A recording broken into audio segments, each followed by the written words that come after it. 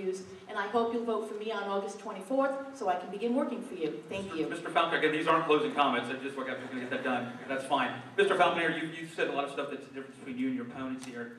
Explain the reason why they should vote for you for mayor. Sure, well, I'm the exact opposite of my opponents. I pledge to never, ever accept the government pension. I do not believe elected officials deserve a better pension than the people they serve. I pledge to repeal the toll increase without reservation. I pledge to lower taxes by reducing waste in government. My opponents increased spending from $2.2 to $3.5 billion in just 6 years.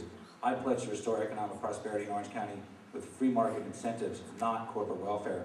I spoke against the arena in the commission meetings when they voted for it. I spoke against the rail system when they all voted for it. I'm the only candidate when asked if we are taxed too much to raise their hand and say, yes, we are taxed too much.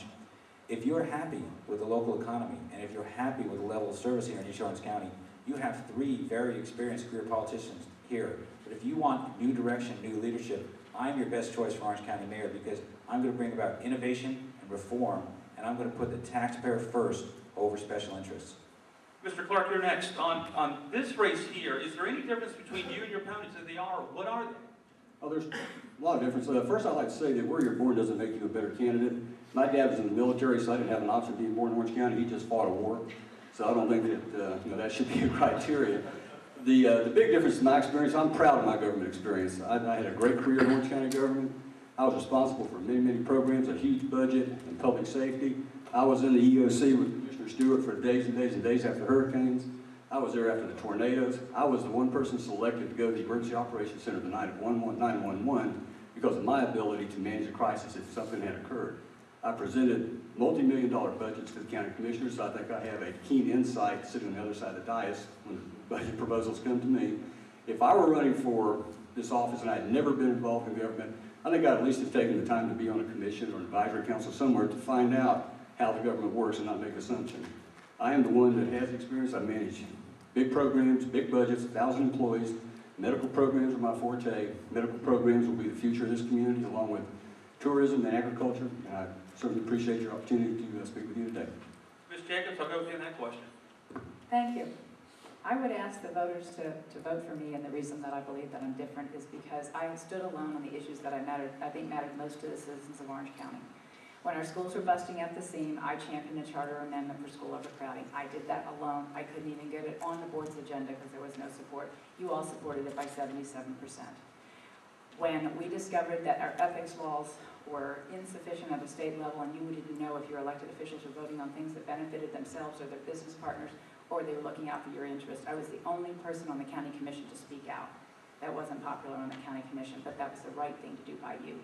And I did not give up on that. I spent 2.5 years on that fight and finally got that on the ballot. Eventually the board adopted it and you all passed it by 87%. I was the only member of the commission who said you had a right to be heard before any one of us voted on any issue. I spent 8 years raising that issue time and time again. Finally got it on the ballot, you passed it by 90%.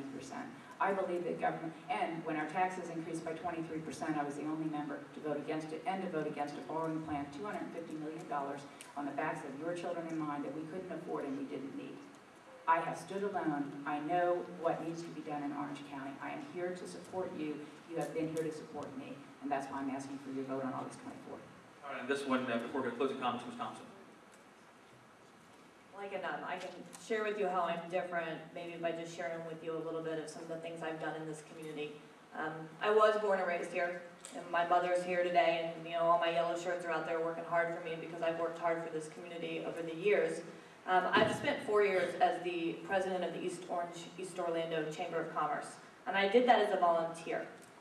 I worked for Simon Property Group for about 6 years, and I was responsible for the marketing and the community relations. I put on the big events. And Simon gave me the chance to get involved in my chamber. And through that, I've had my hands in helping to open over 100 businesses right here in this community. My husband and I, every Thursday, put on a free community networking group for small businesses. We've had almost 4,000 small businesses come through there and tell us what it is they need from their local elected officials, the environment that they need to do well, the things that are important to them. From a civic standpoint, 10 years ago I had the privilege of starting the East Orlando Relay for Life. That event has now raised over $1 million for cancer research that stays in this community. couple of years ago, 2 years ago actually, I was chair of the American Cancer Society's Making Strides Against Breast Cancer Walk. I did that, and we raised over $600,000 during a recession for cancer research programs that are in this community. So I think you look at my record of service, and you look at the type of person that you want to represent you, and that's why I would ask, and that's how I would tell you that I'm different, is because I've been out there doing this for years, and I want to take it to the next level. Thank you so much. Ms. Stewart, closing comments. We're going to start with you.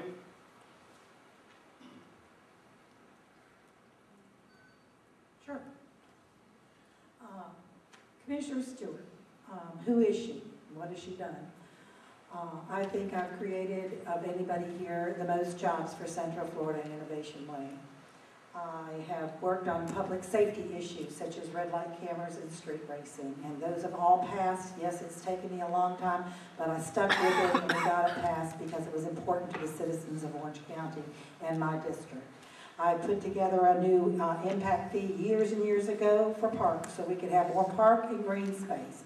And that is why we had some money for helping out with the, not only the Magic Gyms, but purchasing of parkland.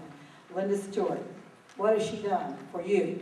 She's put together and was instrumental in putting together the Orange to Green initiative that brings us better connection with our environment, that we're not destroying it, that we're keeping the emissions down, that we're looking at the green space. We're not going to destroy what we might have, our future children will not be able to take benefit to. And also, one of the other things that I've been instrumental in taking care of is really I've been taking care of the people. My office is got the same amount of people as everybody else, but Jackie Blake is here in the audience. It's her day off, so she's allowed to be here. But we have taken care of the largest district, and we have taken care of them very well. And I don't think there's anybody that can dispute that we don't call back, that we don't put an effort into helping out, and we got a lot of effort that has been good, and sometimes we just can't help, but we never say no, and we never, ever don't try. And that's what you're going to get as mayor. You're going to get someone that's for the people, that's just like you, and that is willing to work as hard every day when I wake up to make things better for you and to make things better for Orange County.